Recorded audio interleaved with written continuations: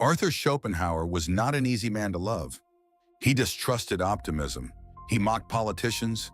He despised fame, universities, and much of humanity.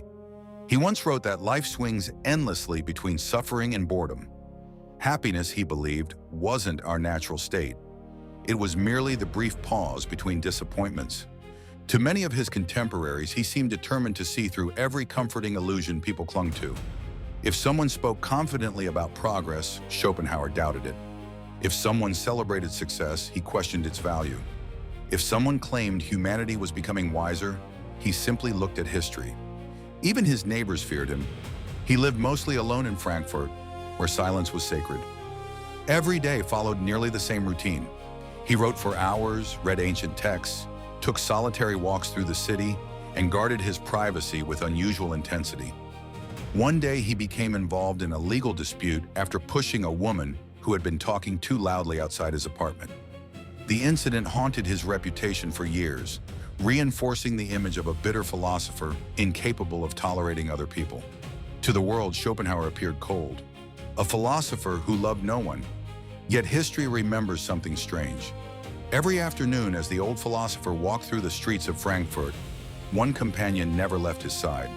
A small white poodle, not a student, not a disciple, not a fellow philosopher, a dog. The image feels almost contradictory. One of history's greatest pessimists, walking peacefully beside an animal with quiet affection. Perhaps the only creature Schopenhauer genuinely adored. And strangely enough, that little poodle may reveal more about Schopenhauer's philosophy than all of his books combined. The Dog Named Atman. Schopenhauer named his poodle Atman, an unusual name. It comes from ancient Indian philosophy, where Atman refers to the deepest self, the eternal essence that exists beneath individual identity. Schopenhauer had become fascinated with Hindu and Buddhist texts decades before they were fashionable in Europe. While many philosophers around him focused almost exclusively on Greek thought or Christian theology, Schopenhauer spent countless hours reading the Upanishads and reflecting on Buddhist ideas about suffering and desire. Unlike many Western thinkers, he believed these traditions had uncovered profound truths about reality.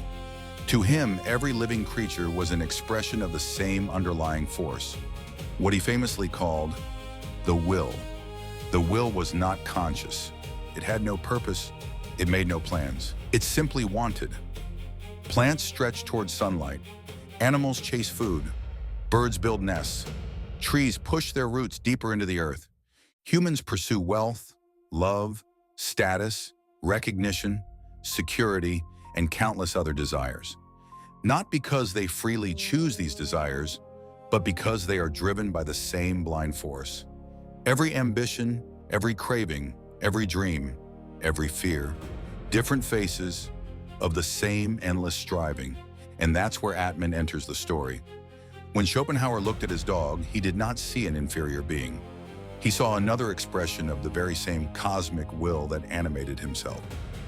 Different body, same underlying existence. Perhaps this is why he treated the little animal with such affection, not despite his philosophy, but because of it. Why animals were more honest than humans.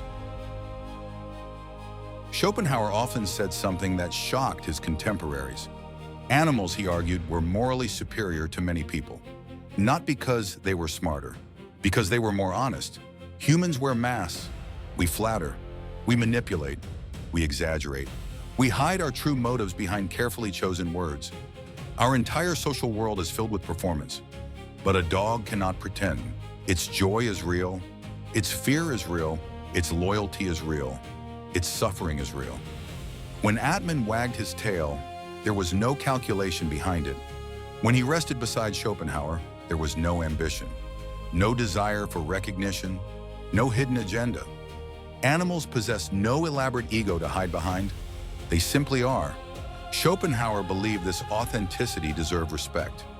Long before animal rights became a serious philosophical discussion, he condemned cruelty toward animals as evidence of moral failure. He rejected the idea that animals existed merely as tools for human use. A person capable of tormenting an animal, he argued, would eventually lose compassion toward humans as well. Compassion could not be selective. It either existed or it didn't. In many ways, Schopenhauer believed we reveal our true character not by how we treat those more powerful than ourselves, but by how we treat those who can offer us nothing in return. The mirror we refuse to see. Those who knew Schopenhauer recalled that he sometimes jokingly referred to his poodle as the philosopher. It sounded like sarcasm, but perhaps it wasn't. Think about your own life. How much of your day is spent chasing things you believe will finally satisfy you?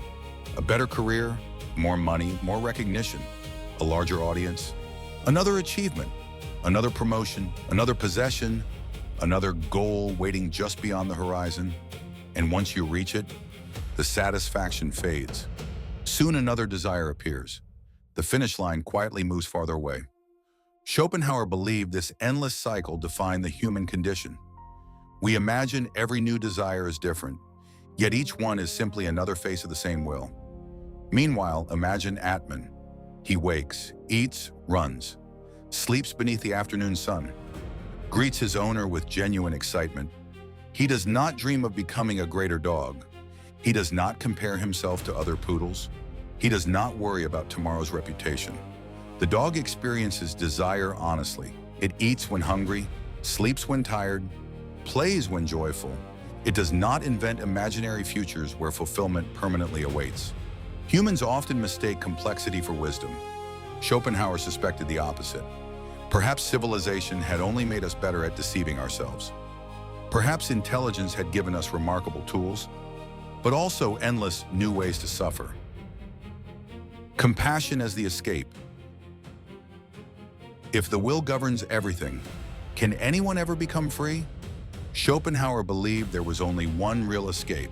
Not success, not power, not pleasure, not endless consumption. Compassion. When we genuinely recognize another creature's suffering, something extraordinary happens. For a brief moment, the illusion of separateness disappears. Your pain becomes my concern.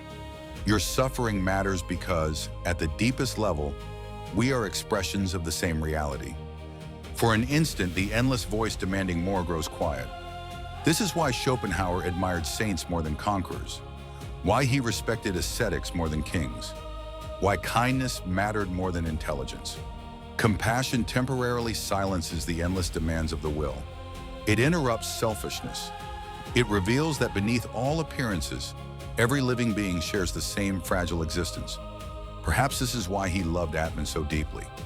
The dog never judged him, never sought status, never lied, never competed, never pretended to be anything other than itself. Its existence itself became a daily reminder of the philosophical truth Schopenhauer spent his entire life defending. The lesson hidden beside the philosopher. There is something strangely beautiful about the image. One of history's darkest philosophers, walking peacefully beside a small white poodle through the streets of Frankfurt. The city bustled around them, merchants opened their shops, carriages rolled across the cobblestones, children played, conversations drifted through the streets. Yet beside all that noise walked a philosopher who believed the deepest truths of existence could be glimpsed in the quiet companionship of an animal. Many readers remember Schopenhauer for his pessimism, but perhaps that misses the point. He did not deny beauty. He simply believed beauty became visible only after illusion disappeared. He thought life contained suffering, but suffering could awaken compassion. He thought desire enslaved us, but awareness could loosen its grip. He thought humanity often behaved foolishly, yet he never stopped believing that kindness remained possible.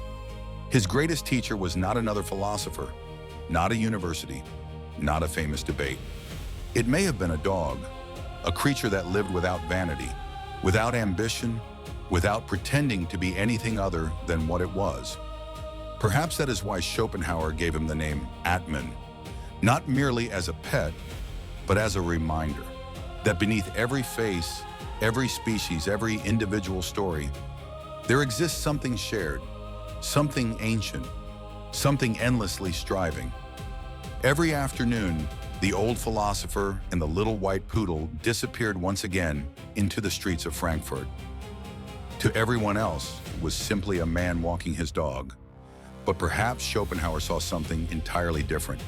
Not two separate beings, but two expressions of the same mysterious reality. And perhaps the first step toward wisdom is not becoming more intelligent, not becoming more successful, not becoming more admired. It is becoming compassionate enough to recognize yourself in every living thing. Because kindness begins the moment we stop asking, how are we different? And begin asking, what if beneath it all, we are the same? If this video changed the way you think, consider subscribing to The Strange Republic for more philosophical journeys into the strangest ideas ever imagined.